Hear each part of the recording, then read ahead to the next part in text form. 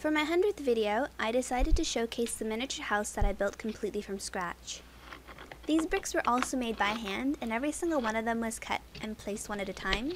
The roofing, on the other hand, was purchased from a miniature hobby store, and as you can see, the doors and the windows are just made out of paper. This is what the inside looks like once the top is taken off. I'll give you a quick tour of it before I set everything up. If you open this door, it leads to the bathroom. The sink, toilet, and bathtub are all made from folding cardstock paper, and I'll be giving an explanation about the paintings on the wall in detail a bit later.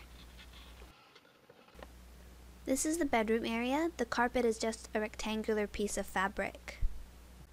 The flooring for the rest of the house are pieces of paper that have been printed with the image of either a wooden floor texture or ceramic tile. The minimal furniture you've seen up till now were all made from cardstock paper, and this fridge was put together entirely by my brother.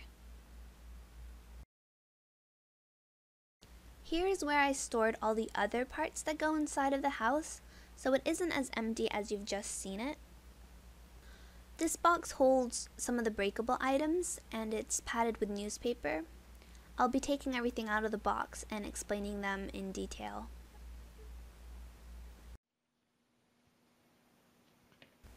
This is a shadowy figure holding a baseball bat. I made it using polymer clay. The thigh area is especially bulky because the legs kept on breaking apart since I wanted it to be able to stand up without using any extra support. The feet and the hands are quite detailed, and it fits really nicely into the palm of my hand. And as you can see, it balances upright by itself.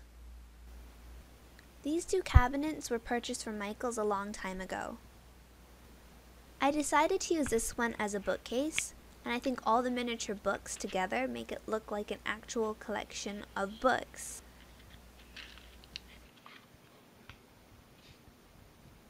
It took quite a while to make them all because I decided to glue stacks of paper inside every single one of them to give the book its thickness, but the end result was totally worth it. Some of the cover artwork is really attractive, and almost all of them are taken from actual books.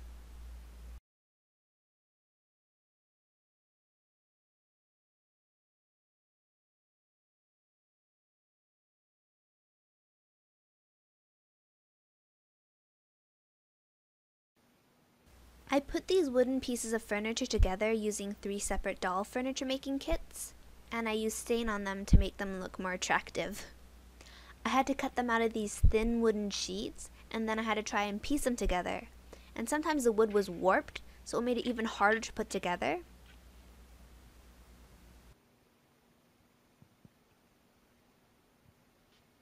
And this flower pot was bought pre-made at a miniature store.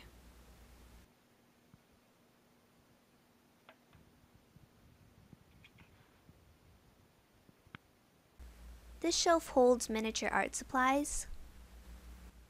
As you can see here, there are boxes of paint, coloring pencils, graphite, and things like that. And the sketchbooks have usable pages, so if you wanted to, you could use them to make really small drawings.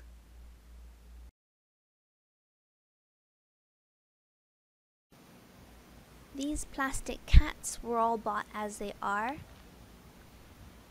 But I made this tiny bird cage out of wire and soldering the bits together, and there's a tiny paper crane inside of it. These are a couple more books, and old school cereal boxes, and here are some wooden bowls.